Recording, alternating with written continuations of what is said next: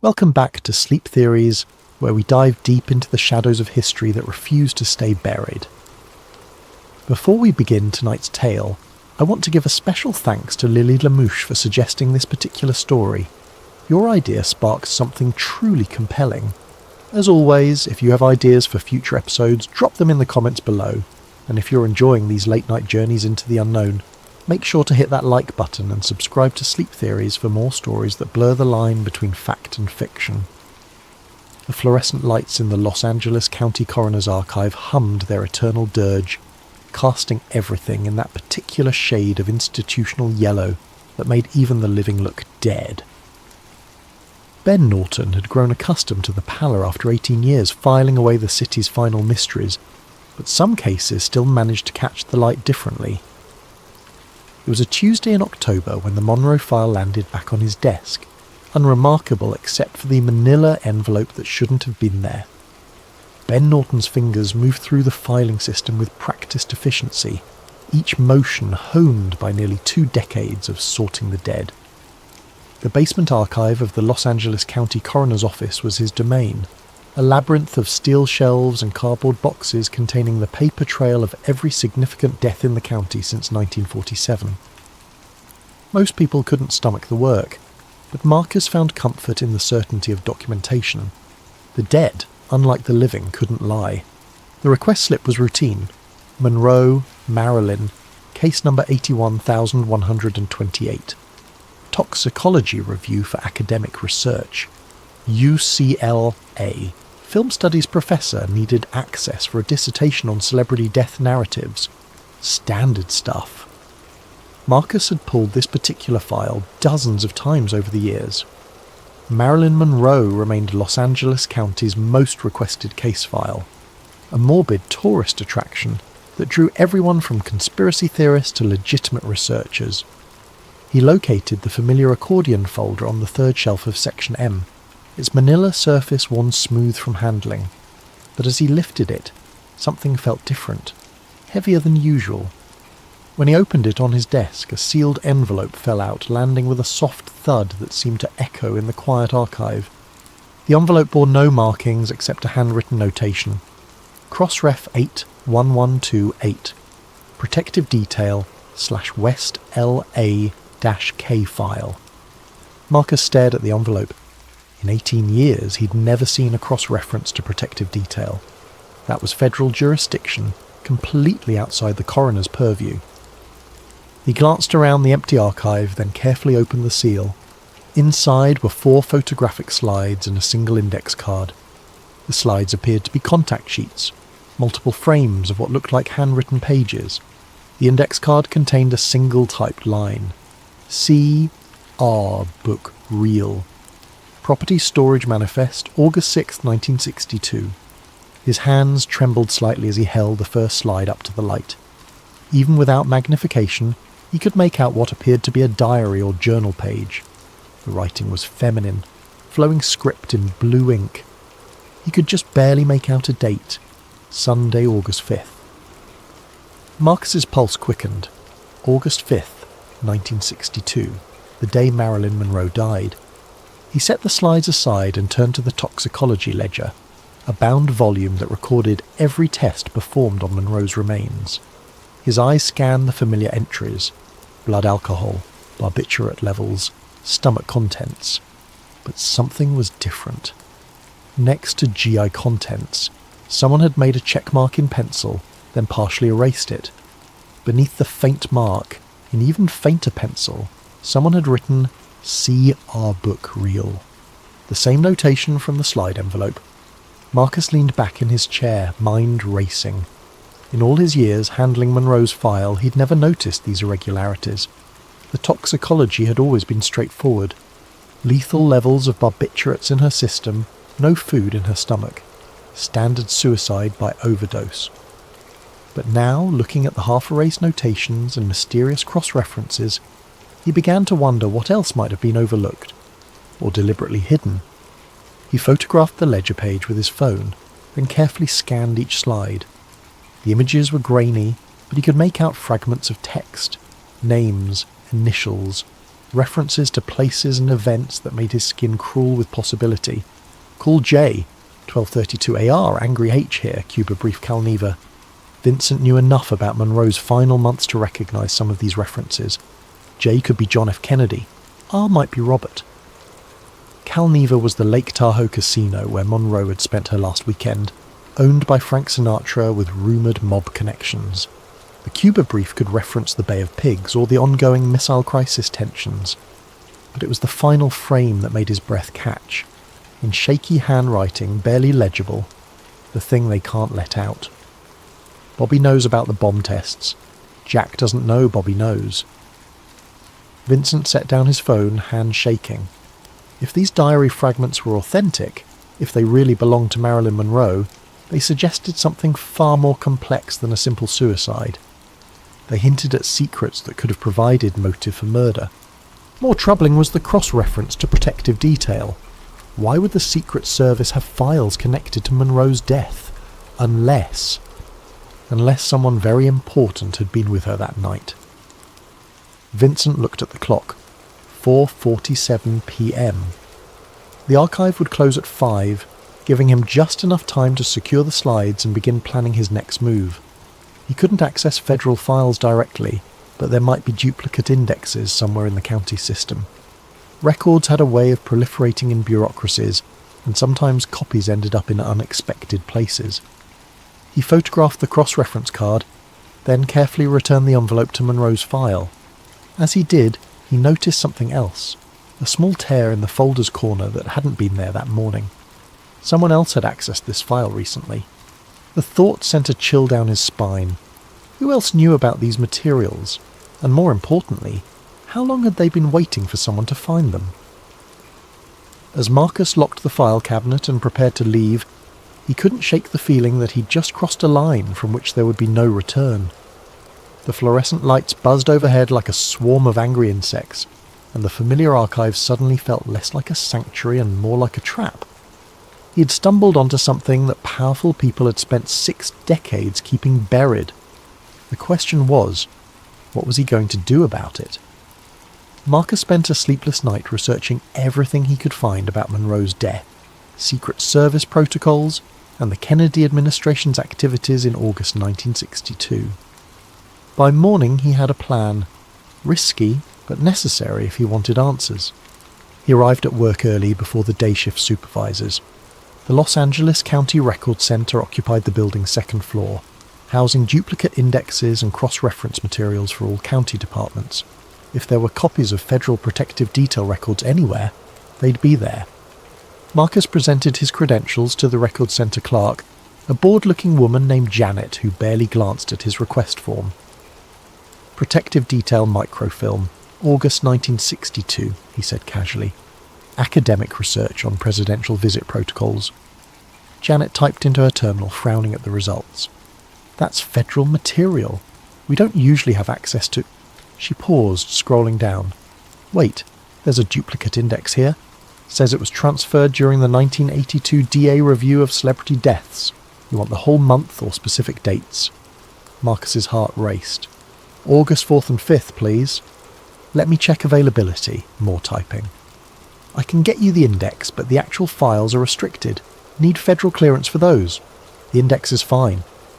20 minutes later, Marcus sat at a microfilm reader, threading a reel labelled Protective Detail Index. August 1962. Duplicate copy. The images flickered past as he advanced the film. Routine entries for presidential appearances, security briefings, threat assessments. Then he found it. August 4th to 5th, 1962. Motorcade standby. Unlogged visit. RFK. The entry was brief, almost cryptic, but it confirmed his suspicions. Robert Kennedy had been in Los Angeles the night Monroe died, and his presence had required Secret Service protective detail. More importantly, it was listed as unlogged, off the official record. Marcus photographed the screen, then continued searching. Additional entries mentioned asset protection and communication intercepts for the same date range. Someone had been monitoring communications around Monroe's death, and that someone had federal authority. He returned the microfilm and headed back to the archive. mind spinning with possibilities. If RFK had been with Monroe the night she died, it changed everything about the official narrative. It also explained why certain evidence might have gone missing or been altered. Back in the archive, Marcus retrieved the 1982 DA review box, a collection of materials from the district attorney's reopened investigation into Monroe's death. He'd glanced through it before, but never with this new context. Buried in the administrative notes, he found a handwritten memo dated September 15, 1982. Request for federal intercept materials denied. COMINF. West L.A. tap summaries. August 62 classified above county level. No jurisdiction over federal assets. Personal diary mentioned in property report unaccounted for. Council claims privilege. COMINF. Communications intelligence. The federal government had been wiretapping communications in West Los Angeles during Monroe's final days, and those recordings were still classified 20 years later. Marcus flipped through more documents until he found the property report referenced in the memo. It was a standard inventory of items found at Monroe's residence, but someone had made alterations. Next to small red leather journal, the original entry read to counsel, but that had been lined out in different ink with a notation, item not recovered. The diary had existed. It had been turned over to Monroe's attorney, then somehow disappeared from the official record. But if the slides in the cross-reference envelope were authentic, someone had photographed its contents before it vanished. Marcus was so absorbed in the documents that he didn't notice the soft footsteps approaching, until a shadow fell across his desk. "Finding everything you need, Mr. Webb?" Marcus looked up to see Albert Grayson, the audit liaison, standing beside his desk with an expression of mild curiosity. Grayson was a thin, pale man who appeared periodically to conduct quality control reviews of the archive. Nobody knew exactly who he worked for, but his credentials were always in order. "Just routine research," Marcus replied, casually closing the file folder. "UCLA professor needs background material on toxicology procedures." Grayson's smile was perfectly pleasant and utterly without warmth. "Of course. Though I notice you've been accessing quite a few different files lately. Monroe, some organised crime materials, federal indexes, quite eclectic research interests." The comment hit like ice water. Grayson had been monitoring his access patterns. "Academic research tends to follow unexpected paths," Marcus said carefully. "Indeed." Grayson picked up a random file from the nearby shelf, glancing at its label with apparent disinterest. "I'll need to conduct a spot audit of some recent materials. Monroe file, the DA review boxes, and those organised crime summaries you pulled yesterday. Just routine quality control." Marcus's mouth went dry. He hadn't pulled any organised crime files yesterday, but clearly someone else had been tracking his research. "When do you need them?" Now would be convenient. For the next hour, Marcus watched helplessly as Grayson methodically photographed every document he'd been reviewing. The man worked with mechanical precision, never asking questions or making comments, but Marcus could feel the weight of scrutiny in every click of the camera. When Grayson finished, he packed his equipment with the same methodical care. "Thank you for your cooperation, Mr. Webb. Oh, and there's been a security upgrade in the archive. New camera system." He gestured toward the ceiling where a small black dome had appeared overnight, for asset protection. After Grayson left, Marcus sat in stunned silence. The message was clear. He was being watched, and his investigation had attracted the wrong kind of attention. But instead of deterring him, the surveillance only convinced him that he was onto something significant. That afternoon, Marcus decided to take a different approach.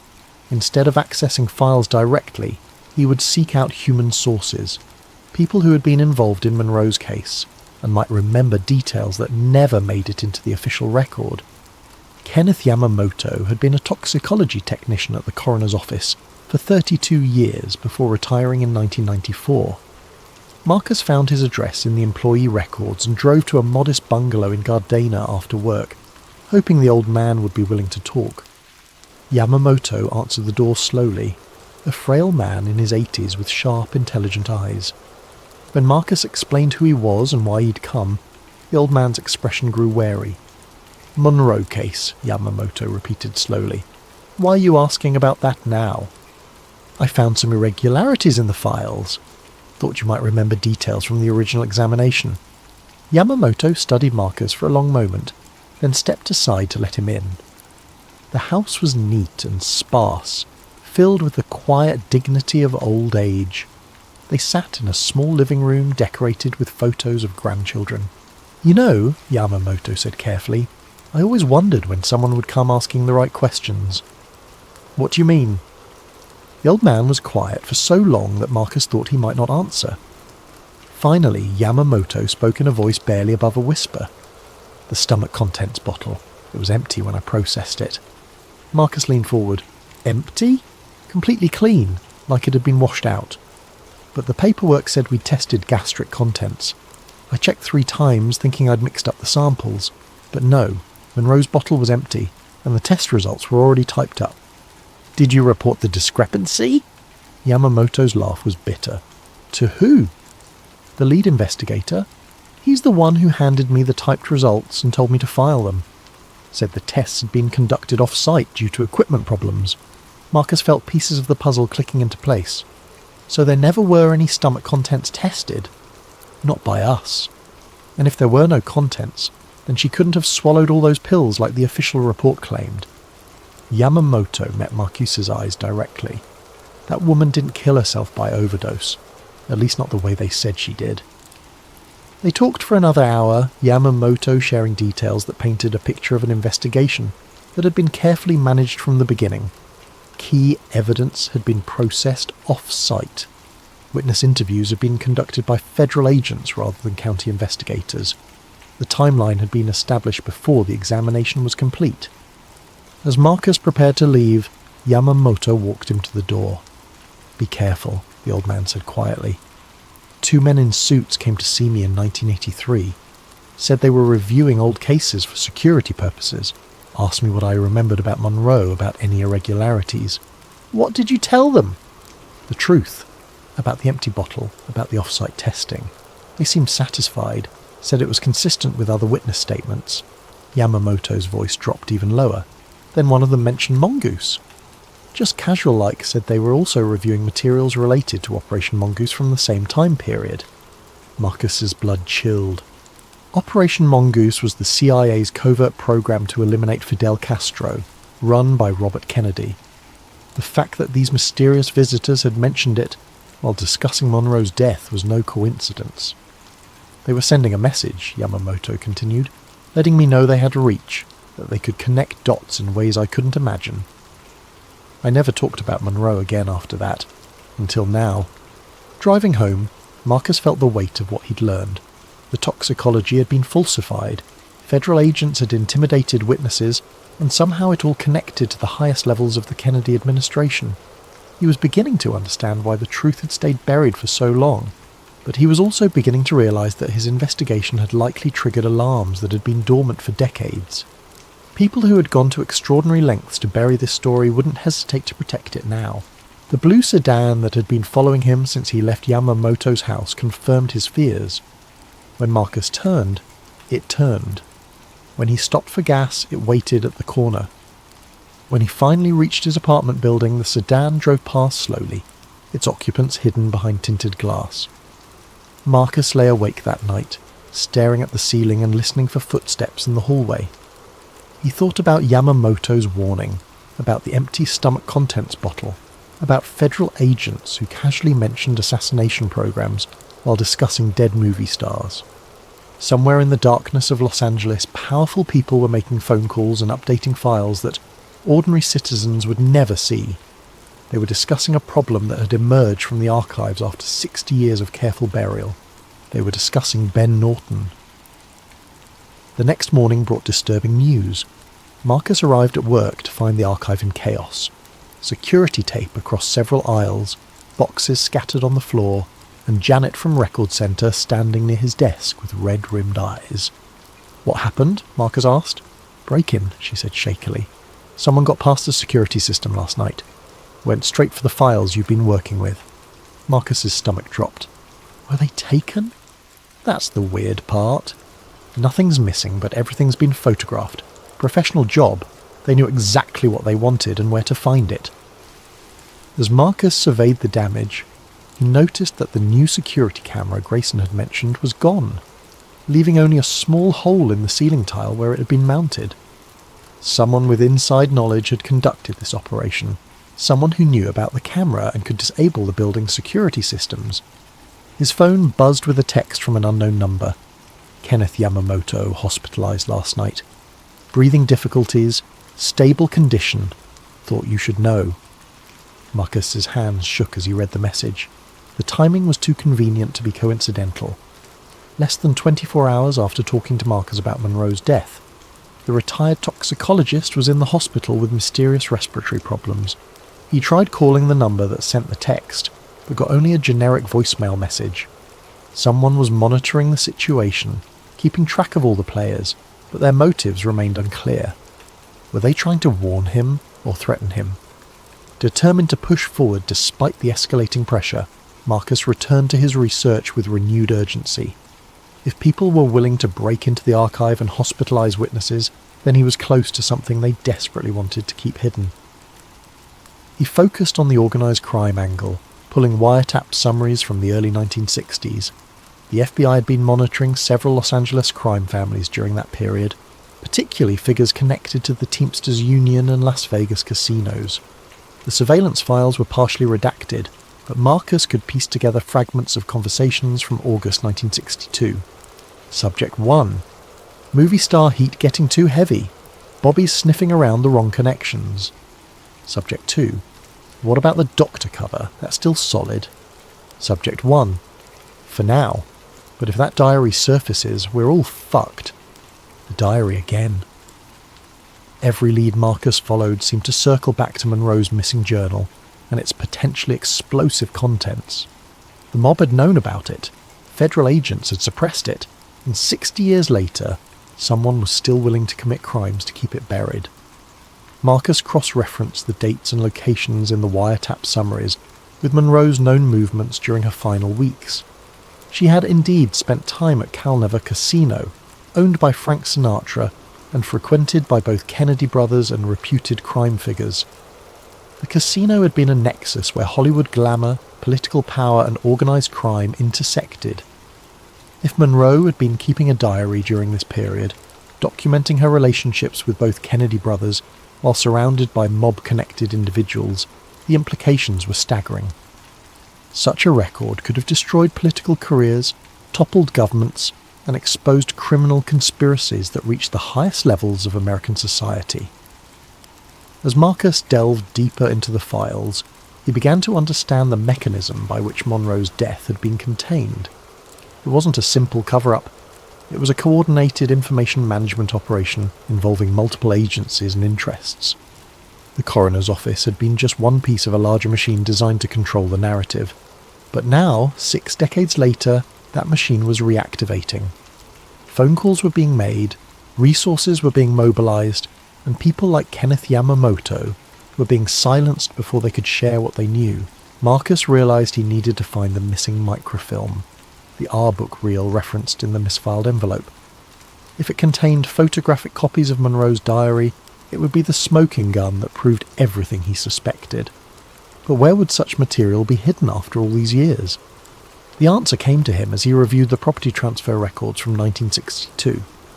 Personal effects, evidence materials and sensitive documents were often stored in multiple locations as a security measure. If the diary had been photographed before disappearing, those images might have been misfiled or misplaced rather than destroyed. Marcus began searching through boxes that had been transferred between departments over the years, looking for microfilm containers that might have been incorrectly labelled or categorised. It was tedious work, but his experience with the archive's organisational quirks gave him an advantage. In a box labelled Kennedy FOIA Overflow, 1975, Marcus found a collection of microfilm canisters that had been transferred from federal storage during a bureaucratic reorganisation. Most contained routine correspondence and scheduling materials, but one canister was labelled simply Contact Sheet, Personal Effects, August 62. With trembling hands, Marcus loaded the film into a reader. The first few frames showed standard evidence photographs: jewellery, clothing, personal items from Monroe's bedroom. But then the images changed. Diary pages. Dozens of them, photographed in sequence under professional lighting conditions. The handwriting was clearly feminine, and the dates range from June through early August 1962. Marcus began reading, his excitement growing with each frame.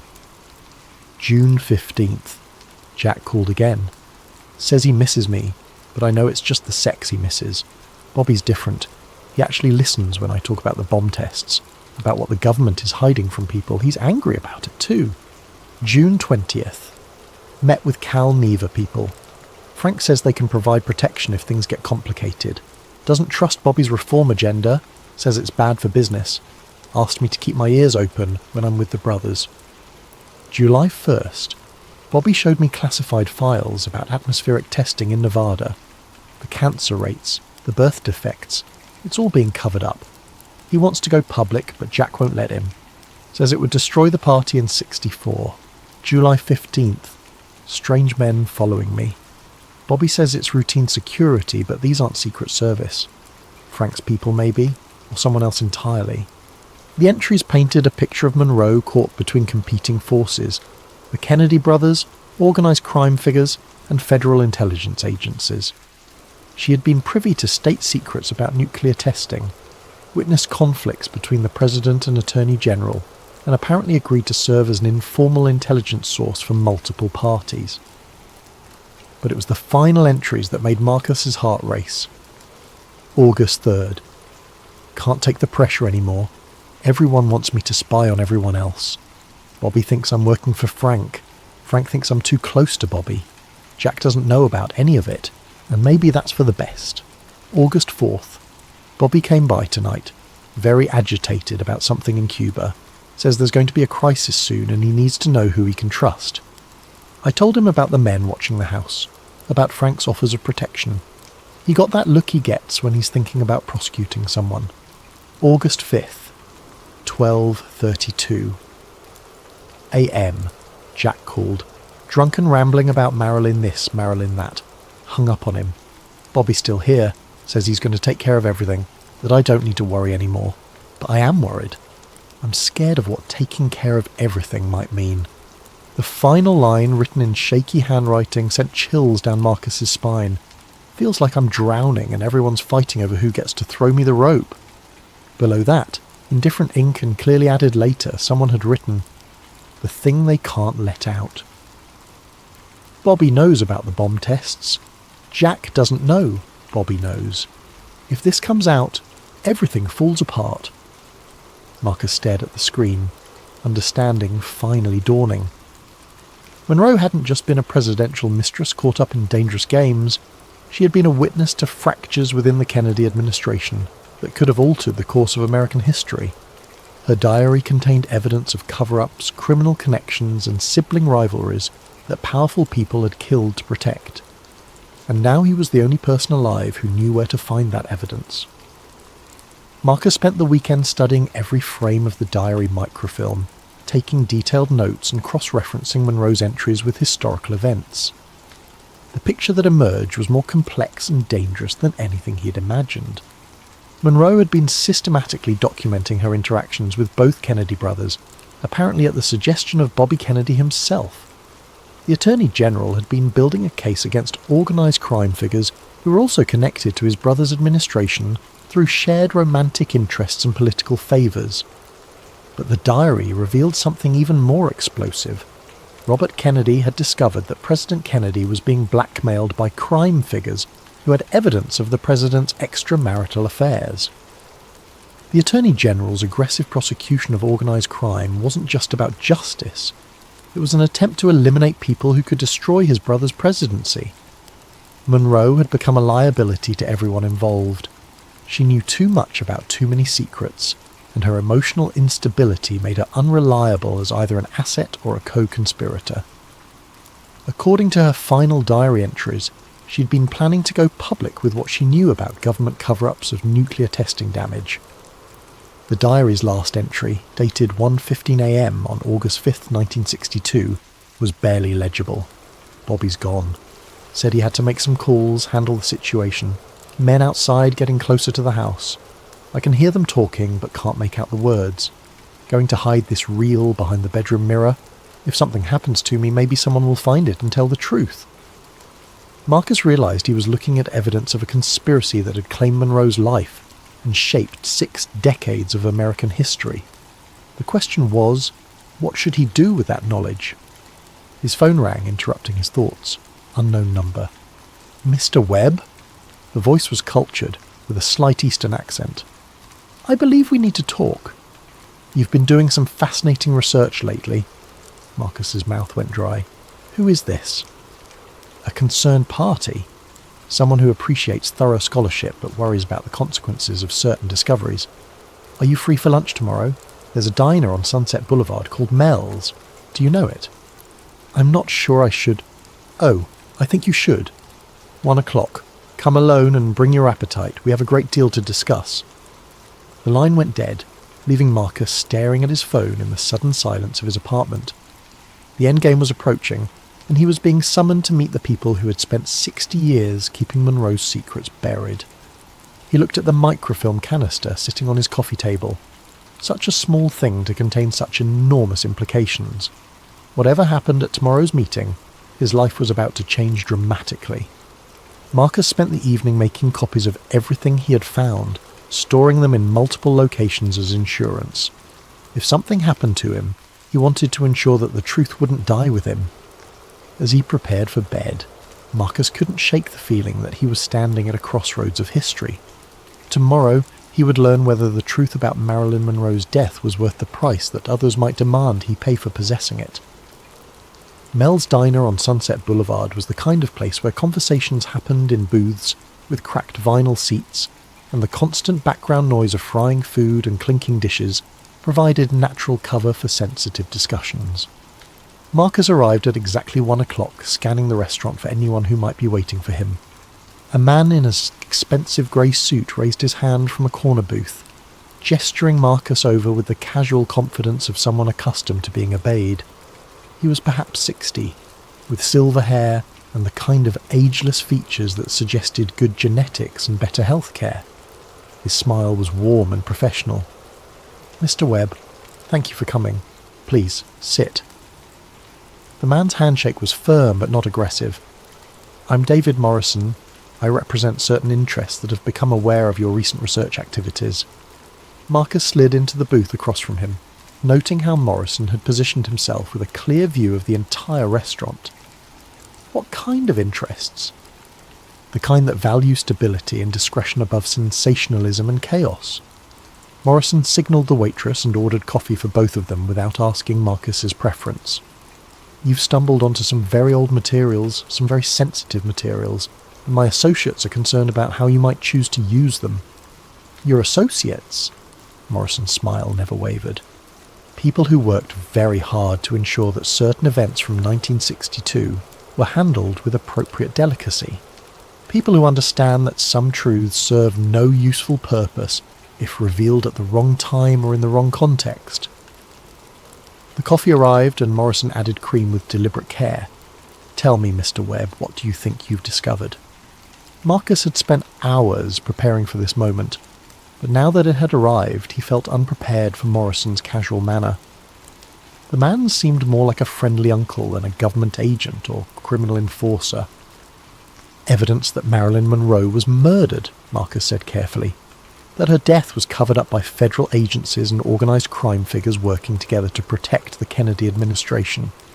Morrison nodded as if discussing the weather. And what do you intend to do with this evidence? I haven't decided. Good. That shows wisdom. Morrison reached into his jacket and withdrew a manila envelope. Before you make any decisions, I'd like you to consider some additional information. The envelope contained photographs, surveillance images of Monroe's house on the night she died, taken from multiple angles. They showed several cars parked outside, men in suits moving purposefully between vehicles, and what appeared to be a coordinated operation unfolding over several hours. These were taken by a federal surveillance team that had been monitoring Monroe for several weeks, Morrison explained. As you can see, her death was indeed managed. But not for the reasons you might think. Marcus studied the photographs, trying to make sense of the timeline they suggested. Then why? Morrison leaned back in the booth, his expression growing serious for the first time. Marilyn Monroe was killed by a Soviet intelligence asset who had been using her relationship with the Kennedy brothers to gather information about American nuclear capabilities and Cuba policy. The diary you found contained some accurate information, but it was also being used to feed disinformation back to Moscow through Monroe's handlers. The revelation hit Marcus like a physical blow. She was a spy. Unwittingly, yes, the Soviets had identified her relationships with the Kennedy brothers as a valuable intelligence opportunity. They cultivated assets within her social circle, people who gradually convinced her that she was serving American interests by documenting government activities.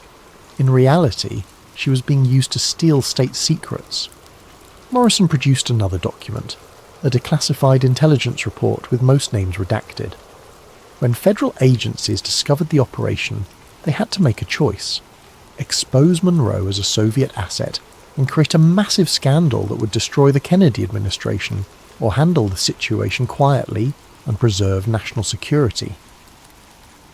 Marcus felt the foundations of his investigation crumbling beneath him. So you killed her to protect the government? We didn't kill anyone, Morrison said firmly. The Soviet asset who had been running Monroe eliminated her when it became clear that American intelligence had discovered the operation. Our people arrived too late to prevent her death, but in time to manage the aftermath. And the cover-up was necessary to prevent World War III. If the American public had learned that the Soviets had been using a movie star to spy on the president during the Cuban Missile Crisis, the pressure for military retaliation would have been overwhelming. Millions of people might have died because of that woman's naivety. Morrison's narrative was compelling, but Marcus sensed gaps in the story. What about the diary? The references to nuclear testing cover-ups? Disinformation designed to turn Monroe against the administration. The Soviets wanted her to believe she was fighting government corruption when she was actually stealing national security secrets. Morrison's voice grew cold. The woman was a patriotic American who was manipulated by foreign agents into betraying her own country. She died because those agents decided she had become a liability. The diner suddenly felt too warm, too crowded. Marcus loosened his tie, struggling to process everything Morrison had told him. If it was true, then his investigation hadn't uncovered a government conspiracy. It had stumbled onto a Cold War intelligence operation that had been successfully buried for 6 decades. "Why are you telling me this?" Marcus asked. Morrison reached into his jacket again and produced a cashier's check. Even from across the table, Marcus could see that it was made out for $250,000. "Because you deserve to know the truth before making a decision that could affect national security," Morrison said. "And because certain parties believe you should be compensated for your discretion in this matter." Marcus stared at the check. "You're offering to buy my silence." "We're offering to reward your patriotism. The Soviet operation failed because people like you, dedicated civil servants who care about their country, were willing to keep dangerous secrets buried." Morrison's voice grew more intense. "The Cold War never really ended, Mr. Webb. It just went underground. The same forces that killed Marilyn Monroe are still operating today, still trying to destabilize American democracy through disinformation and chaos. And if I refuse?" Morrison's smile returned, but it was colder now. "Then you'll publish your findings and create exactly the kind of chaos those foreign agents want. You'll destroy faith in American institutions, validate conspiracy theories that make rational discourse impossible, and hand our enemies a propaganda victory they couldn't achieve through military force." The envelope also contained legal documents, a comprehensive non-disclosure agreement that would legally bind Marcus to silence about everything he had discovered. The terms were generous but absolute: $250,000 in exchange for surrendering all copies of the materials he'd found and agreeing never to discuss or investigate Monroe's death again. "How do I know you're telling the truth?" Marcus asked. "How do I know this isn't just another layer of the cover-up?" Morrison reached for his phone and activated a recording app. The audio quality was poor, clearly from an old surveillance tape, but the voices were distinguishable. An elderly man with a slight accent spoke in careful, measured tones. The empty bottle? Yes, I remember. We had to make it look like suicide by overdose, but the real cause was injection. Quick-acting paralytic agent developed by our chemical section. She never knew what was happening. And the diary pages? Photographed before disposal. Some authentic entries mixed with material we provided through her handler. American intelligence fell for it completely. They thought they were protecting their precious Kennedy boys when really they were helping us eliminate a compromised asset. Morrison stopped the recording and put away his phone. Kenneth Yamamoto, recorded in 1983 during a debriefing with defected Soviet intelligence officers. He wasn't intimidated by our people, Mr. Webb. He was being interviewed by them. The breathing difficulties that hospitalized him last week were induced by a foreign agent who wanted to silence him before he could reveal the truth about his role in Monroe's death. Marcus felt sick. Yamamoto was working for the Soviets. A sleeper agent placed in the coroner's office years before Monroe became a target. When their operation was exposed, Soviet intelligence decided to eliminate all evidence, including Monroe herself, and eventually the agents who had carried out the operation. Morrison's expression was grim. The man you spoke with last week wasn't a heroic witness to government corruption. He was a foreign spy who helped murder an American citizen, and then spent 60 years living comfortably on a government pension while keeping his mouth shut. The revelation shattered Marcus's understanding of everything he thought he had uncovered. If Morrison was telling the truth, then Marcus hadn't discovered a conspiracy. He had stumbled into the middle of an ongoing intelligence war where American secrets were still being protected from foreign enemies. The microfilm, Marcus said weakly, the diary entries, contained enough authentic material to be convincing, mixed with disinformation designed to make American intelligence agencies look corrupt and incompetent. Classic Soviet tactics. Morrison leaned forward. You found exactly what they wanted someone to find, Mr. Webb. The question is, are you going to help them complete their mission? Marcus stared at the cashier's check, at the NDA, at the photographs that seemed to support Morrison's version of events. Everything he had believed about his investigation was crumbling, replaced by a narrative that was both more complex and more disturbing than any conspiracy theory. I need time to think, Marcus said. Of course. But not too much time. Morrison stood and dropped a $20 bill on the table. There are other parties interested in this information, and they're not as generous or as patient as we are. Make the right choice, Mr. Webb, for your country and for your own sake. Marcus drove home in a daze, Morrison's words echoing in his mind. Everything he thought he had discovered about Monroe's death had been turned upside down. Instead of uncovering a government conspiracy, he had apparently walked into a decades-old intelligence operation that was still active. But something about Morrison's story bothered him. The man had been too prepared, too polished, with evidence that conveniently supported his narrative. After 18 years in the archives, Marcus had developed an instinct for detecting fabricated documents, and some of the materials Morrison had shown him had felt wrong, too clean, too perfectly aligned with the story being told. Back in his apartment, Marcus spread out all his research materials and began examining them with fresh eyes. If Morrison was lying, there should be inconsistencies in his narrative, details that didn't match the evidence Marcus had independently discovered. The first discrepancy was in the timeline.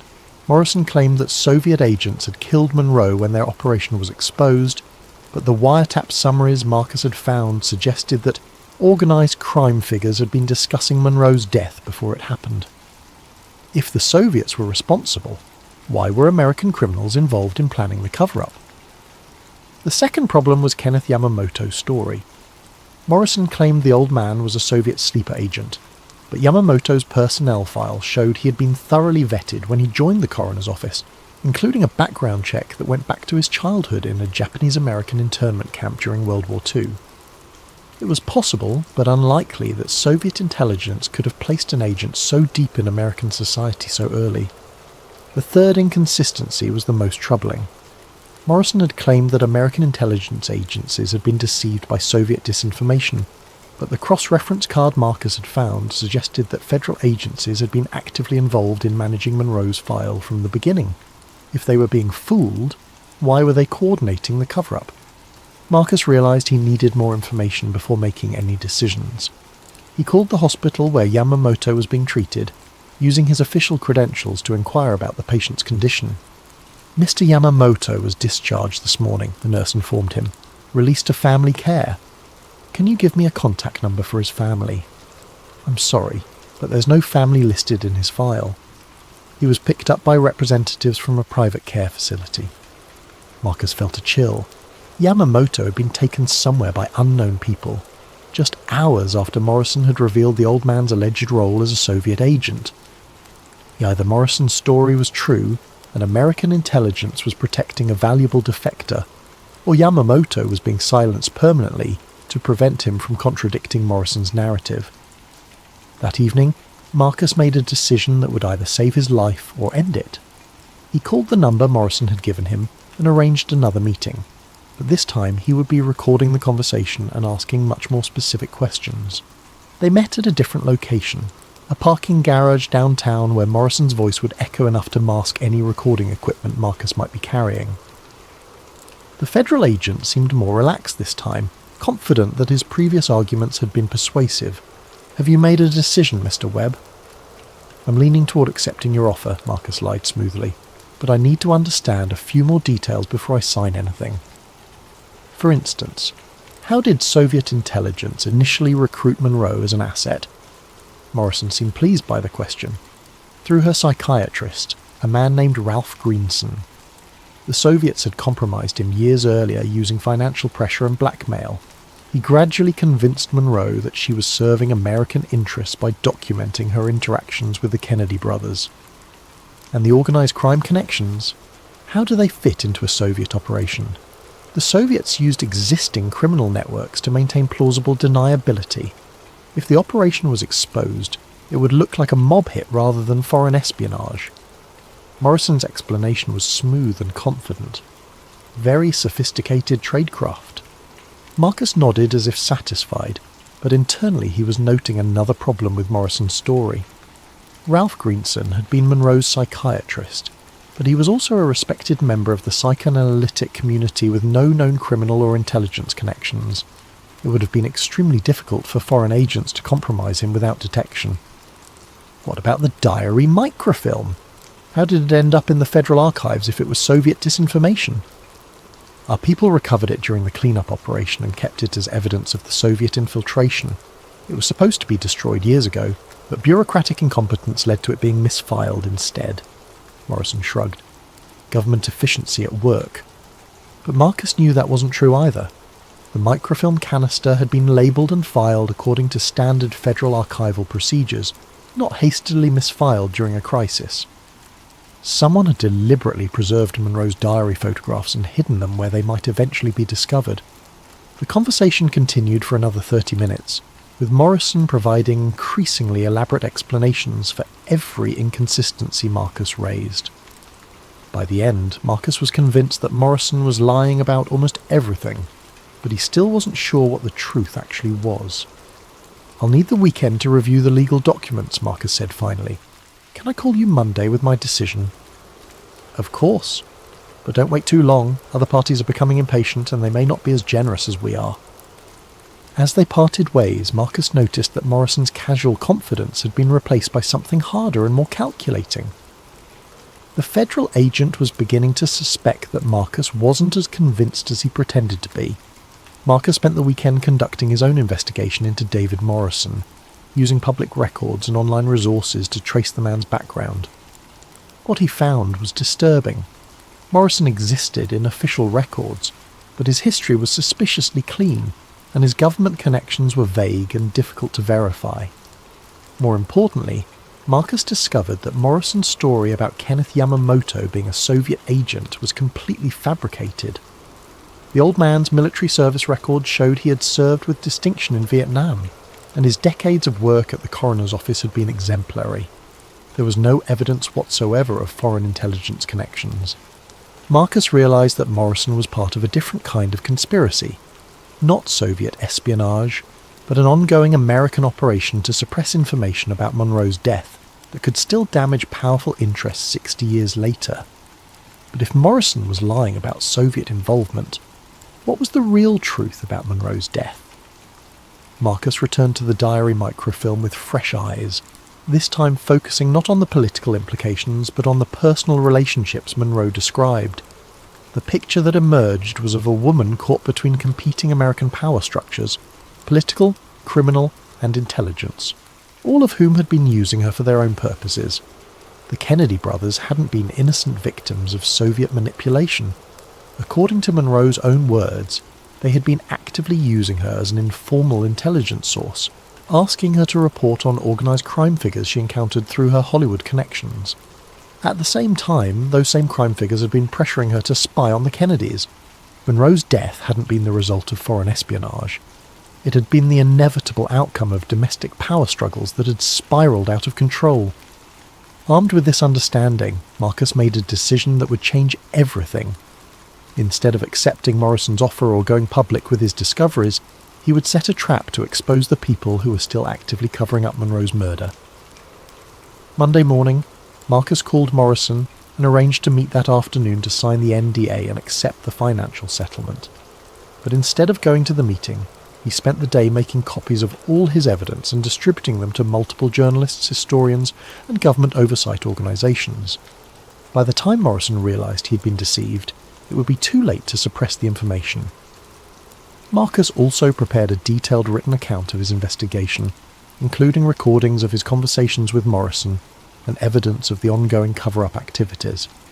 He uploaded everything to multiple cloud storage services and sent encrypted copies to trusted contacts with instructions to release the information if anything happened to him. At 3 p.m, Marcus called Morrison from a payphone outside the city. "I've decided not to accept your offer," he said simply. There was a long pause before Morrison responded, and when he did, his voice had lost all pretense of friendliness. "That's unfortunate, Mr. Webb. Very unfortunate indeed. I've made copies of everything and distributed them to people you can't reach or intimidate. If anything happens to me or to Kenneth Yamamoto, the whole story goes public immediately." "You have no idea what you're interfering with," Morrison said coldly. "This goes far beyond Monroe, far beyond the Kennedys. There are national security implications you can't possibly understand. Then maybe it's time those implications were discussed in public instead of hidden in government vaults." Marcus hung up and drove to a safe location, a hotel in a different city where he could monitor news coverage and wait to see how Morrison's people would respond to his ultimatum. The answer came within hours. Every news organisation Marcus had contacted received simultaneous visits from federal agents who confiscated the materials he'd provided, claiming they contained classified information related to ongoing national security operations. The journalists were threatened with prosecution under the Espionage Act if they published anything about Monroe's death. But Marcus had anticipated this response. His most important evidence had been sent to international news organisations and academic institutions beyond the reach of American intelligence agencies. The story would come out, just not in the way he had originally planned. 3 days after Marcus's ultimatum, Kenneth Yamamoto was found dead in a private care facility outside Los Angeles.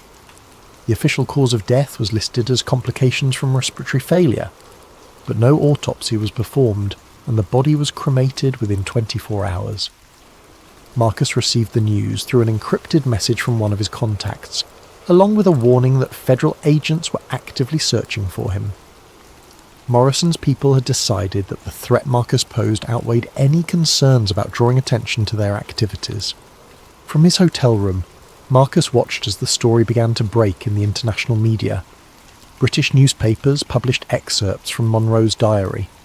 German television aired interviews with intelligence experts who validated the documents, and academic conferences around the world began discussing the implications of what Marcus had discovered. The American media remained largely silent, but social media exploded with speculation and conspiracy theories. The official response from government agencies was predictable. They claimed the documents were fabrications designed to undermine public confidence in American institutions.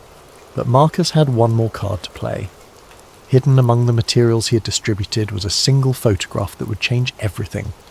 An image from the federal surveillance of Monroe's house on the night she died, showing a young man in a suit entering the building at 11:30 p.m. and leaving at 2:15 a.m. The man in the photograph was Robert Kennedy. When this image was published by a Swiss newspaper, it created an international sensation that no amount of government pressure could contain. The Attorney General of the United States had been present when Marilyn Monroe died, and federal agencies had spent 60 years covering up that fact. Within a week, congressional hearings were announced, federal archives were subpoenaed, and the Monroe case was reopened for the first time since 1982. Morrison and his associates found themselves under investigation rather than controlling it. But Marcus knew that his victory had come at a tremendous cost. Kenneth Yamamoto was dead, along with who knew how many other witnesses over the years. The truth about Monroe's death was finally emerging, but it was being purchased with blood. From his hiding place, Marcus watched as the story evolved beyond his original investigation. New witnesses came forward, additional documents were declassified, and the full scope of the cover-up began to emerge. Monroe's death had been just one incident in a larger pattern of government abuse that stretched across decades. The official narrative that finally emerged was more complex than any conspiracy theory. Monroe had indeed been murdered, but not by a single conspiracy. She had been killed by representatives of organised crime who feared she would expose their connections to the Kennedy administration.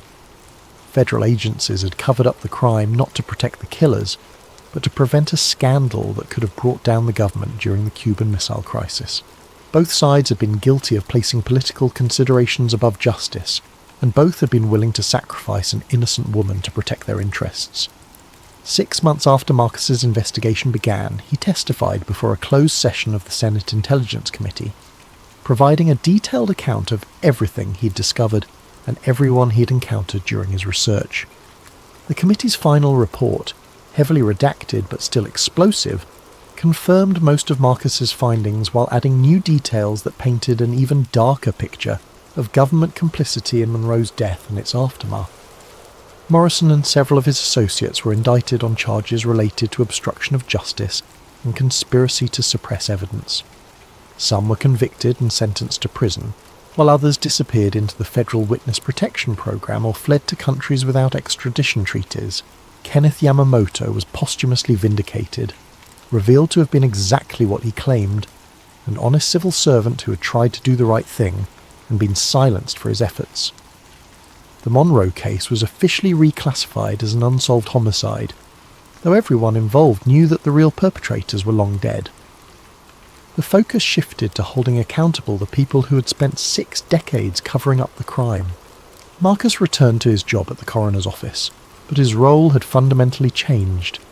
He became the unofficial guardian of transparency, ensuring that sensitive cases were handled with proper oversight and that evidence was preserved rather than suppressed. The archive where he worked was renamed the Kenneth Yamamoto Memorial Archive, and new protocols were established to prevent the kind of cover-up that had hidden Monroe's murder for so long. But Marcus knew that the victory was incomplete. Powerful people still had powerful secrets, and the machinery of government secrecy was still operating in ways that the public never saw. Monroe's case had been exceptional, only in that someone had finally been brave enough and persistent enough to challenge the official narrative. Late at night, alone in the archive that had become both his sanctuary and his burden, Marcus sometimes wondered how many other files contained hidden truths that would never see the light of day. How many other Kenneth Yamamotos had died to protect secrets that served no legitimate purpose? How many other Marilyn Monroes had been sacrificed on the altar of political expediency? The fluorescent lights hummed their eternal dirge, casting everything in that familiar shade of institutional yellow. But now Marcus saw the archive differently, not as a repository of the dead, but as a guardian of truth waiting for the right person to ask the right questions. In the end, that was all it had taken to bring down a 60-year conspiracy. One person willing to look closely at evidence that everyone else had been trained to ignore. The truth about Marilyn Monroe's death was finally known, but Marcus understood that it was just one thread in a much larger tapestry of secrets that continued to shape American society in ways that most people would never understand. As he locked the file cabinet and prepared to leave for the night, Marcus reflected on the price that had been paid for truth, and the price that would be paid for future truths. Kenneth Yamamoto's sacrifice had not been in vain, but it had been a stark reminder that some knowledge came with a cost that few people were willing to pay. The archive fell silent except for the humming of the lights and the soft whisper of air through the ventilation system. In the darkness between the filing cabinets, the ghosts of American history waited patiently for the next brave soul to ask the questions that powerful people preferred to leave unanswered. Ben Norton had done his part to honour the dead by revealing how they had truly died.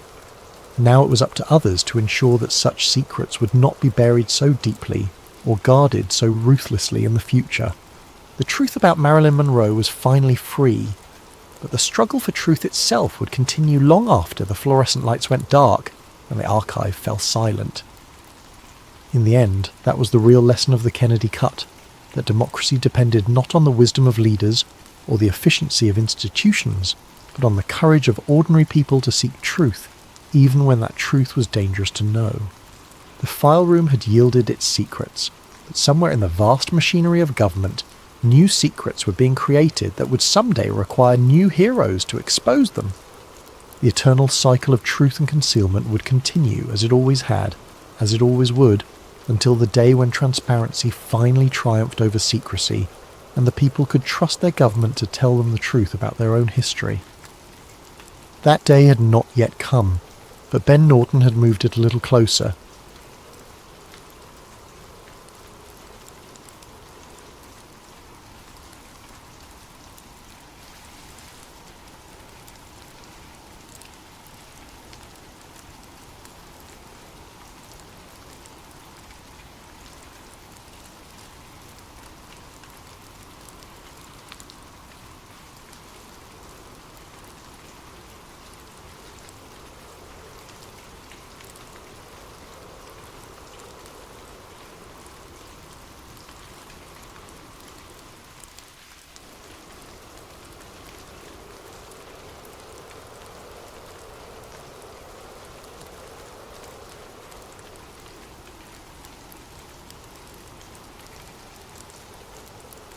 Welcome back to Sleep Theories, where we explore the mysteries that keep us awake at night. Before we dive into today's chilling tale, I want to thank the countless comments that suggested this incredible story. If you have ideas for future videos, please leave them in the comments below, and don't forget to like and subscribe if you enjoy these mysterious narratives that blur the line between fiction and reality. What if everything you've been taught about the planet is a lie, and one person finally uncovers the truth? Marcus Reed had always been the type of person who questioned everything. While his classmates accepted textbook diagrams of Earth's curvature without question, Marcus found himself staring at the horizon during family beach trips, wondering why he couldn't see the curve everyone insisted was there. While others trusted satellite images from NASA, Marcus wondered who controlled those cameras, and why certain areas always seemed conveniently obscured by clouds. By his 30s, Marcus had built a modest career as a freelance researcher, specialising in declassified government documents and historical anomalies. His small apartment in Denver was cluttered with filing cabinets, corkboards covered in red string connecting various conspiracy theories, and multiple computer monitors displaying satellite feeds, weather patterns, and archived military documents. Friends called him obsessive. Marcus preferred the term thorough. What Marcus didn't know was that his methodical nature and refusal to accept conventional wisdom would soon lead him on the most dangerous journey of his life, one that would challenge everything humanity believed about the very ground beneath their feet. This is the story of how one man's curiosity became a threat so significant that powerful forces would stop at nothing to silence him. The truth, as Marcus would discover, wasn't just stranger than fiction. It was sharper than anyone could imagine. The email arrived on a Tuesday morning in March, buried among the usual spam and newsletter subscriptions that filled Marcus's inbox. The subject line read, Classified Antarctic Survey, Eyes Only, 1962. The sender's address was a random string of letters and numbers from a temporary email service. Marcus almost deleted it. He received dozens of hoax documents every week from attention seekers and pranksters who knew about his research into government cover-ups. But something about this particular message felt different. The attachment was a high-resolution scan of what appeared to be an authentic military document, complete with official letterhead, classification stamps, and the kind of bureaucratic language that was difficult to fake convincingly. The document detailed a joint military operation called Project Horizon's End, conducted in 1962 by American and Soviet forces, an unprecedented collaboration during the height of the Cold War. The mission's stated objective was to conduct comprehensive geological surveys of the Antarctic perimeter zones, with particular attention to navigational anomalies and cartographic inconsistencies. What caught Marcus's attention wasn't the official language, but what was hidden between the lines. The document referenced strict protocols for personnel experiencing disorientation beyond the 85th parallel south and mandatory psychological evaluation following exposure to geographical impossibilities. Most intriguingly, there were multiple references to a Zone 7 that required special clearance due to the sensitive nature of cosmological implications. Marcus spent the rest of that day attempting to verify the document's authenticity. The letterhead matched archived examples he found in legitimate military databases. The formatting, typography, and even the quality of paper visible in the scan all suggested this was genuine. But when he tried to cross-reference Project Horizon's End with other declassified operations from the same period, he found nothing. It was as if the entire mission had been scrubbed from official records. That evening, Marcus pulled up Google Earth and began examining satellite images of Antarctica. He focused his attention on areas beyond the 85th parallel south, looking for anything that might correspond to the mysterious Zone 7 mentioned in the document. What he found made his hand shake as he gripped his coffee mug. In a region of Antarctica that should have been clearly visible, there was a massive area obscured by what the satellite data labelled as persistent cloud cover. The clouds formed an almost perfect rectangle stretching for hundreds of miles.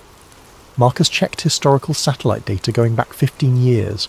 The cloud cover was always there, in exactly the same position, with exactly the same shape. Clouds don't behave that way.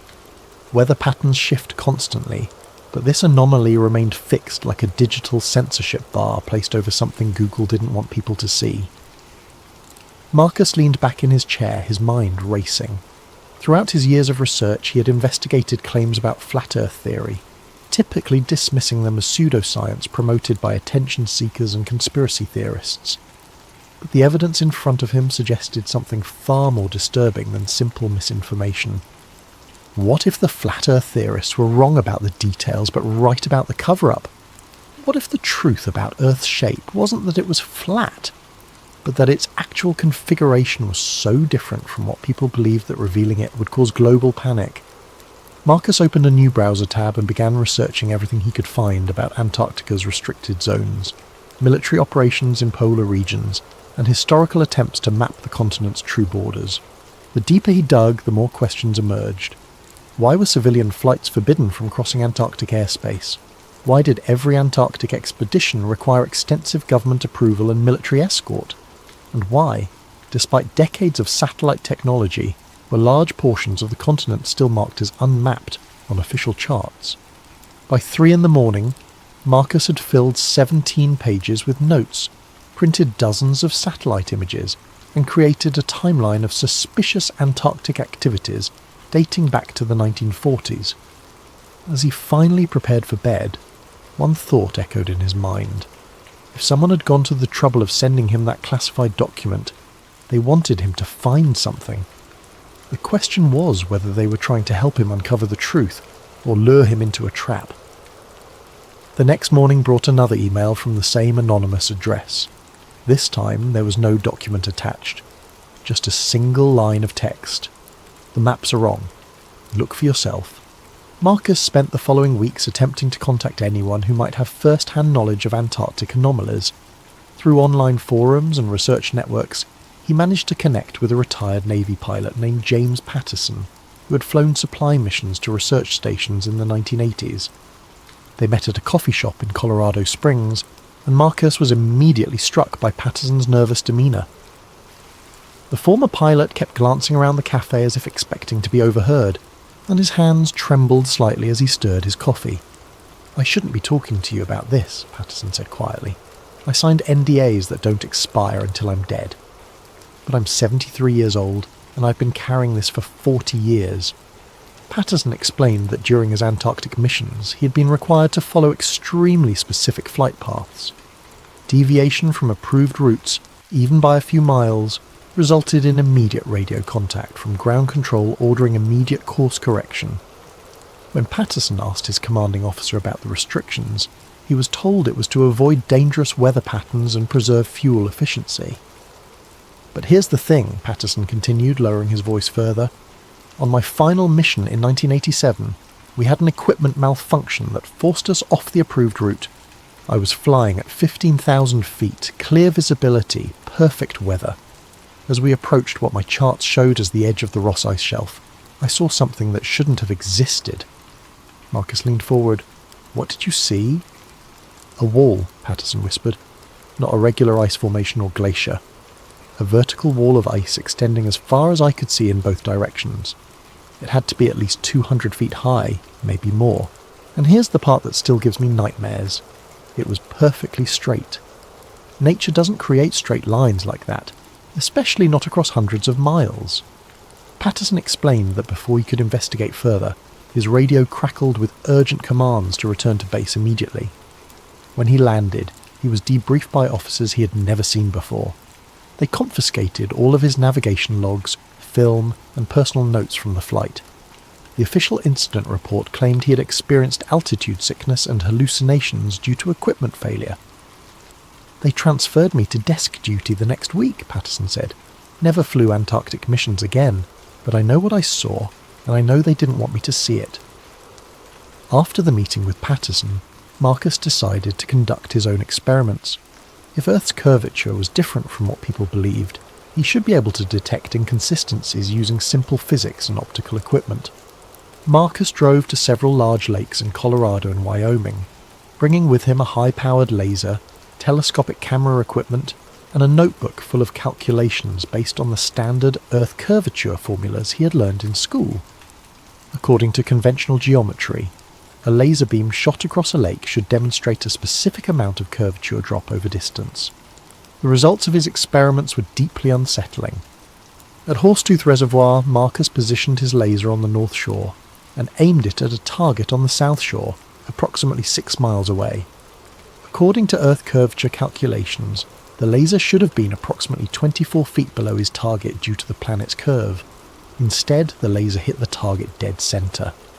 Marcus repeated the experiment at 5 different lakes, each time achieving the same impossible result. The laser beams were travelling in straight lines across distances where Earth's curvature should have been clearly measurable. Either his equipment was malfunctioning, or the curvature he had been taught to expect simply wasn't there. 3 days after his final lake experiment, Marcus received another anonymous email. This time, it contained GPS coordinates for a location in northern Canada, along with a message. "Others have done the same tests. We meet monthly. Come alone." Marcus hesitated for a week before booking a flight to Toronto. The coordinates led him to a small town called Moosonee, near the southern shore of Hudson Bay. He rented a car and drove to the specified location, a seemingly abandoned research station surrounded by snow-covered wilderness. Inside the building, Marcus found 7 other people seated around a conference table, covered with maps, photographs, and technical equipment. They introduced themselves as scientists, engineers, pilots, and researchers who had all discovered similar inconsistencies in Earth's supposed curvature. The group's leader was a woman named Elena Vasquez, a former cartographer who had worked for the National Oceanic and Atmospheric Administration for 15 years. Elena explained that she had first noticed discrepancies while creating coastal navigation charts in the early 2000s. Satellite data, ground surveys, and maritime reports kept contradicting each other, Elena said. When I brought these inconsistencies to my supervisors, I was told the equipment was malfunctioning, or that I was making calculation errors, but the pattern was too consistent to be random mistakes. Eleanor showed Marcus dozens of examples where official maps showed curved coastlines and distances that didn't match real-world measurements.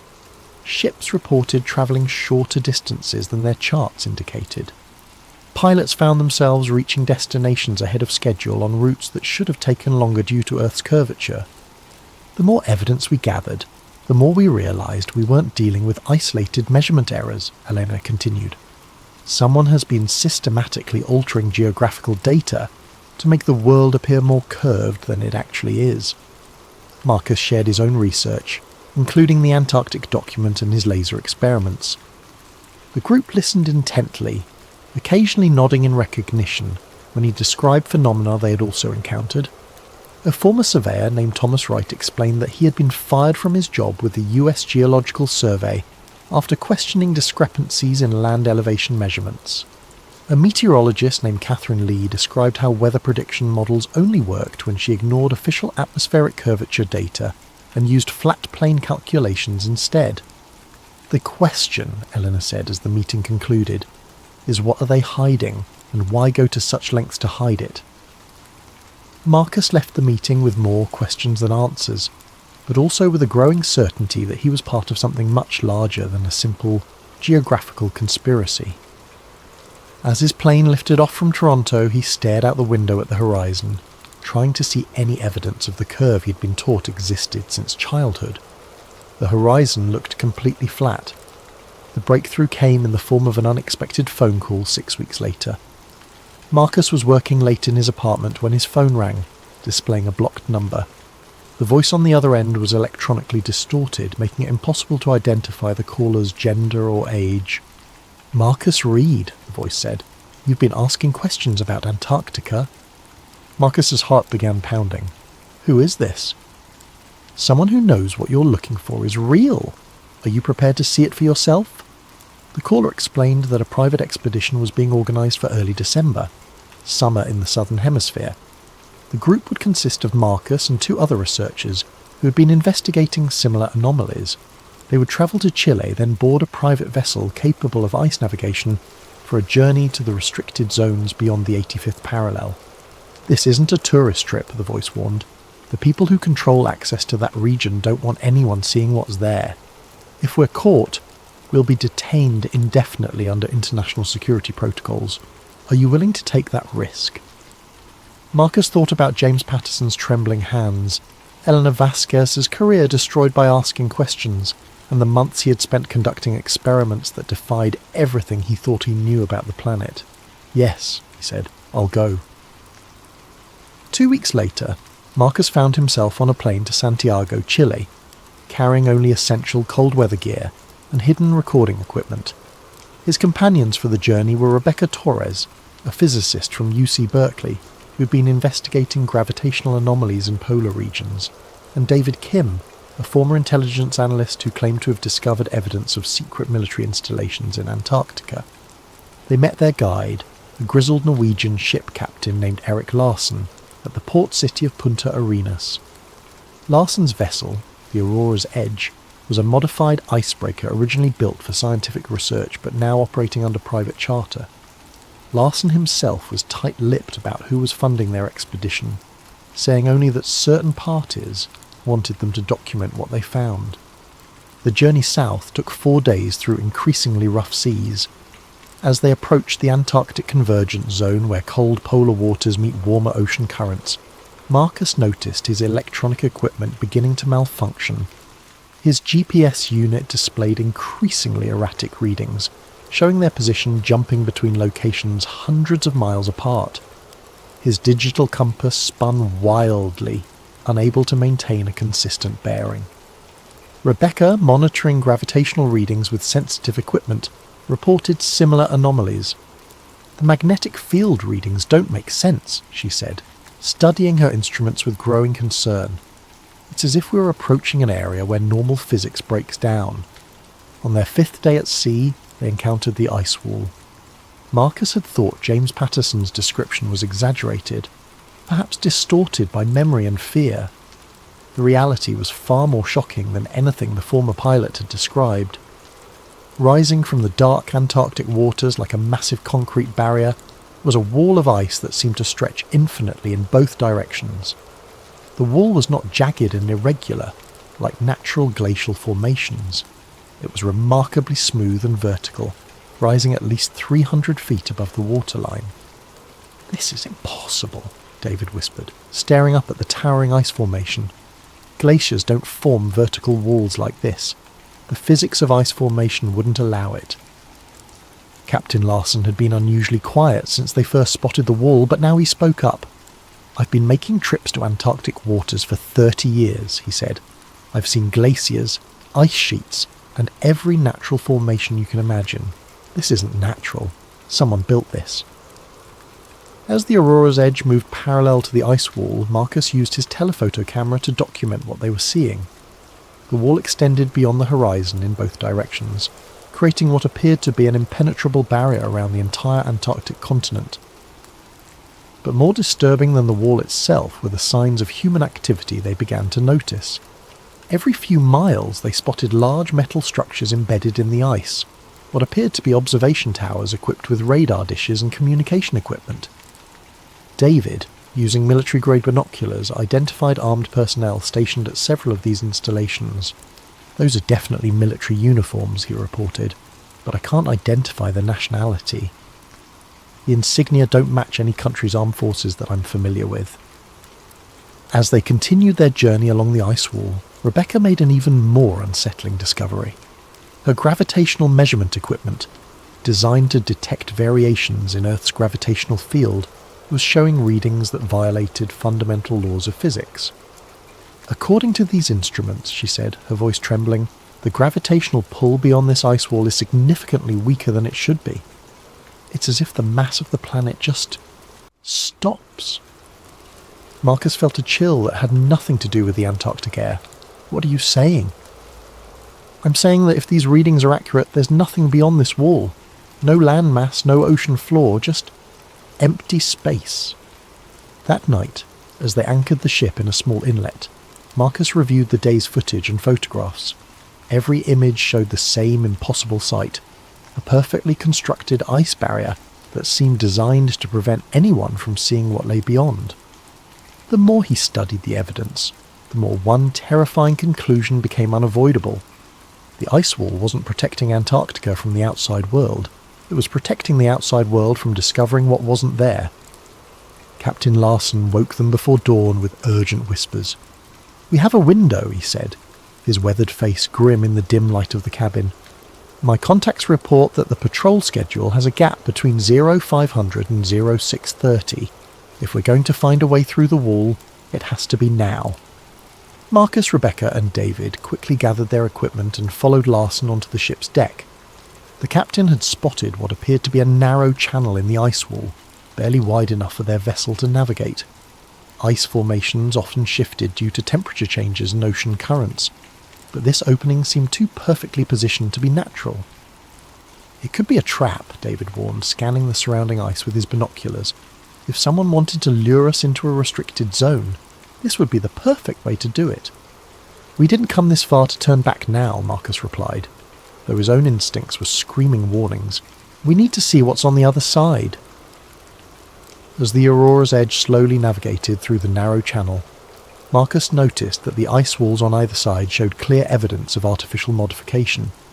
Tool marks were visible in the frozen surfaces, and the opening maintained a consistent width that would have been impossible for natural ice formation.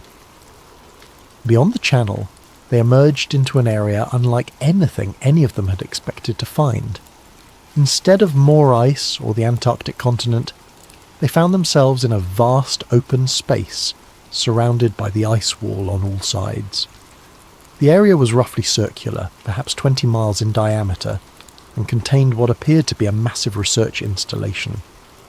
The facility consisted of dozens of buildings, communications towers, aircraft landing strips, and what looked like mining operations. But most unsettling of all was what lay beyond the research installation, a massive opening in what should have been the ground. Marcus positioned his telephoto camera and began documenting everything they could see. The opening was perfectly circular, perhaps 2 miles in diameter, and appeared to be artificially constructed with metal reinforcements around its edges. Powerful lights illuminated the opening's perimeter, but the interior was so dark that even with Marcus's best equipment, he couldn't see the bottom. "That's not a natural geological formation," Rebecca said, studying the scene through binoculars. "Someone excavated that opening. The question is why and how deep it goes." David was monitoring radio frequencies, trying to intercept communications from the research facility. "I'm picking up transmissions in multiple languages," he reported. "English, Russian, Chinese, and what sounds like German. This isn't a single country's operation, it's international." As they watched from a distance of several miles, they could see vehicles and personnel moving around the facility. Aircraft regularly landed and took off from the airstrips, and massive cranes appeared to be lowering equipment into the circular opening. "Look at the edge of that hole," Rebecca said suddenly, pointing toward the massive excavation.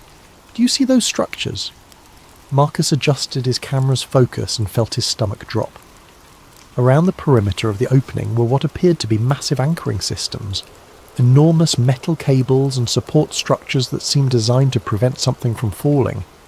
"It's as if they're holding the land in place," Marcus whispered, the implications hitting him like a physical blow, as if without those anchors, everything would just fall. Rebecca's gravitational equipment was providing readings that defied explanation. According to her instruments, the gravitational pull at the edge of the opening dropped to nearly 0, then reversed entirely, as if gravity was pulling upward rather than downward. "This is impossible," she said, checking and rechecking her equipment. "Gravity doesn't work this way." There's no scientific explanation for these readings. David had managed to intercept a radio transmission from the facility. The message was brief, but chilling. "Perimeter breach detected in Sector 7. Unknown vessel beyond the ice wall. Initiate containment protocol immediately." "We need to leave," Captain Larson said urgently. "Now." But as the Aurora's edge turned toward the narrow channel through which they had entered, they discovered their escape route had been blocked. A large military vessel now occupied the opening, and additional ships were approaching from multiple directions. Marcus continued photographing and filming everything they could see as the military vessels closed in.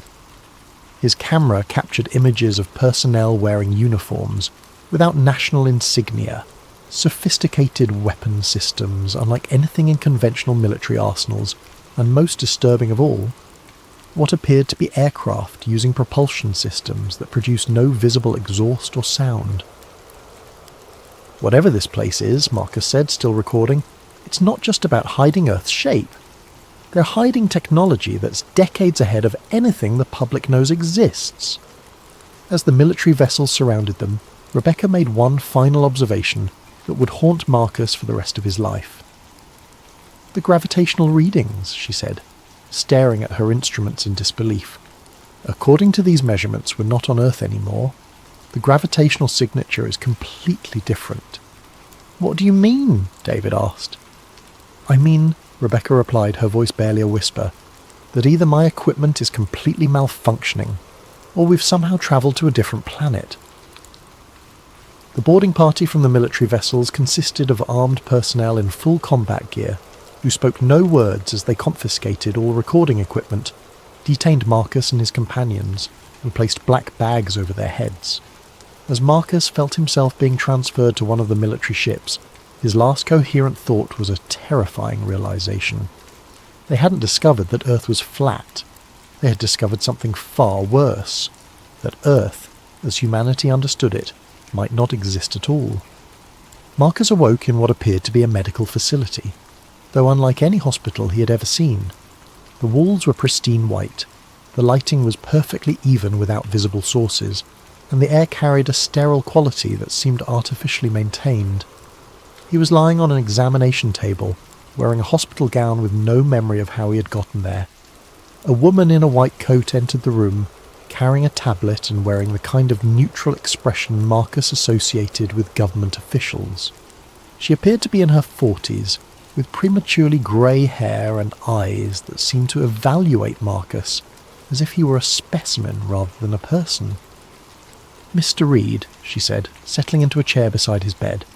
"I'm Agent Sarah Collins with the Antarctic Treaty Enforcement Division. You've been unconscious for 3 days following your unauthorized incursion into restricted Antarctic territory." Marcus tried to sit up but discovered his movements were sluggish and uncoordinated. "What did you do to me? Where are my companions?" "You suffered severe hypothermia and altitude sickness during your expedition," Agent Collins replied, consulting her tablet. "Your companions are receiving similar medical treatment. You're fortunate to be alive." Marcus's mind was foggy, but he retained clear memories of what they had discovered beyond the ice wall. "That's not what happened. We found the research facility, the excavation site, the gravitational anomalies. I have it all documented." Agent Collins showed him a collection of photographs and video files on her tablet. They showed the Aurora's edge approaching the ice wall, but beyond that, the images showed nothing but empty ocean and natural ice formations. According to the footage, their expedition had encountered nothing more unusual than typical Antarctic scenery. "Your recording equipment was damaged by the extreme cold," Agent Collins explained. "These are the only images that were recoverable.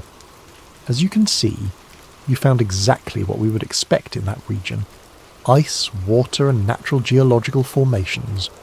Marcus stared at the sanitized footage in disbelief. Every image of the research facility, the circular excavation, and the impossible gravitational readings had been replaced with mundane Antarctic scenery. Either his memory was completely unreliable, or someone had gone to extraordinary lengths to alter the evidence. "I know what I saw," Marcus insisted. "The facility, the technology, the opening in the ground. Rebecca's gravitational readings showed dash." "Miss Torres suffered a severe concussion during your expedition," Agent Collins interrupted. "Her equipment malfunctioned due to extreme weather conditions. Mr. Kim experienced similar disorientation. All 3 of you were affected by altitude sickness and hypothermia, which commonly cause hallucinations and false memories." Agent Collins leaned forward, her expression becoming more serious. "Mr. Reed, you've stumbled into a situation that involves international security protocols. The Antarctic Treaty strictly prohibits unauthorized civilian access to certain regions for very good reasons. The area you entered contains hazardous geological formations and extreme weather conditions that have killed dozens of researchers over the years." She showed him documents detailing his expedition's official record. According to the files, Marcus, Rebecca, and David had hired Captain Larson for a routine Antarctic tourism trip that had gone dangerously off course due to equipment failure and poor weather. They had been rescued by international treaty enforcement personnel before dying of exposure. "You're free to return home," Agent Collins concluded, "but you'll need to sign documentation, acknowledging that you understand the national security implications of spreading false information about classified Antarctic operations. The penalty for violating this agreement is indefinite detention under international security protocols." Marcus was released 2 days later and flown back to Denver. His first instinct was to contact Rebecca and David, but he discovered that both of their phone numbers had been disconnected. Rebecca's university had no record of her ever being employed there, and David's intelligence background had been completely scrubbed from all accessible databases. When Marcus returned to his apartment, he found that his research materials had been returned by building management after a water leak had required access to his unit. Months of documents, photographs, and experimental data had been replaced with generic conspiracy theory materials that made his work appear to be the obsessions of a paranoid fantasist rather than legitimate research. Marcus attempted to contact Captain Larson, but discovered that the Aurora's Edge had been sold to an unnamed buyer, and Larson had reportedly moved to a remote location in Norway where he could not be reached. Elena Vasquez and the other researchers from the Canadian meeting had also vanished. Their email addresses were invalid, their phone numbers disconnected, and online searches turned up no trace of their existence. Most unsettling of all, Marcus began experiencing memory problems. Details of his Antarctic expedition became increasingly fuzzy, and he found himself questioning whether the extraordinary things he remembered had actually happened. When he tried to write down his experiences, he discovered that he couldn't clearly recall important specifics about the research facility or the circular excavation. 3 weeks after his return, Marcus received a final email from the anonymous sender who had originally contacted him. The message was brief. The truth has been contained. Your service is no longer required. Any further investigation will result in permanent resolution. Marcus realized that he had been faced with a choice: accept the official explanation and live with the knowledge that his memories might be false, or continue pursuing the truth and risk disappearing entirely like his companions. He chose a third option. 6 months later, Marcus uploaded a video to multiple online platforms simultaneously. The file was encrypted, distributed through anonymous servers, and designed to be nearly impossible to remove completely from the internet. In the video, Marcus appeared tired and gaunt, speaking directly to the camera from an undisclosed location. "My name is Marcus Reed," he began, "and I'm probably going to disappear after releasing this message. 6 months ago, I discovered something about our planet that certain people don't want you to know. I can't prove everything I'm about to tell you, because most of my evidence has been destroyed or altered, but I can give you enough information to investigate for yourself." Marcus described his research into Antarctic anomalies, the declassified documents he had received, and the experiments he had conducted that suggested Earth's curvature was not what people believed. He provided GPS coordinates for locations where others could replicate his laser experiments, and detailed instructions for identifying the inconsistencies in satellite imagery that had first led him to question official geographical data. "I'm not asking you to believe me," Marcus continued. "I'm asking you to look for yourselves. Test the horizon with your own equipment. Question why certain areas of Antarctica are forbidden to civilian access. Ask why weather prediction models work better when you ignore Earth's supposed curvature." The video concluded with Marcus staring directly into the camera, his expression a mixture of fear and determination. "They've convinced most of you that people like me are crazy conspiracy theorists. Maybe I am. Maybe everything I experienced was hallucinations caused by altitude sickness and hypothermia. But if I'm right, then everything you've been taught about the world is a carefully constructed lie designed to prevent you from discovering a truth so shocking that it would fundamentally change human civilization." Marcus paused, then delivered his final words. "Sometimes the truth isn't round, it's sharper than you think. And sometimes the edge of the world is exactly where they tell you it isn't." The video was viewed over 2 million times in its first week online before being removed by platform administrators for violating community guidelines regarding misinformation. But copies continued to appear on alternative platforms, and Marcus's story began inspiring others to conduct their own investigations. 3 weeks after the video's release, Marcus Reed's apartment was found empty. Neighbours reported that he had left early one morning carrying a single suitcase and had never returned. His landlord found a note on his desk with a single line of text: "Gone to find the edge. Don't follow." To this day, no one knows what happened to Marcus Reed. His research has inspired a growing community of independent investigators who claim to have replicated his experiments and discovered similar anomalies. Government agencies continue to deny that any classified Antarctic operations exist beyond routine scientific research. But on clear days, when you stand at the ocean's edge and stare at the horizon, you might find yourself wondering the same question that consumed Marcus Reed. What if everything you see is exactly what someone wants you to see? And what if the truth about the world beneath your feet is sharper, stranger, and more terrifying than you ever imagined? The search for answers continues, but those who look too closely often find that the edge of the world is also the edge of everything they thought they knew about reality itself.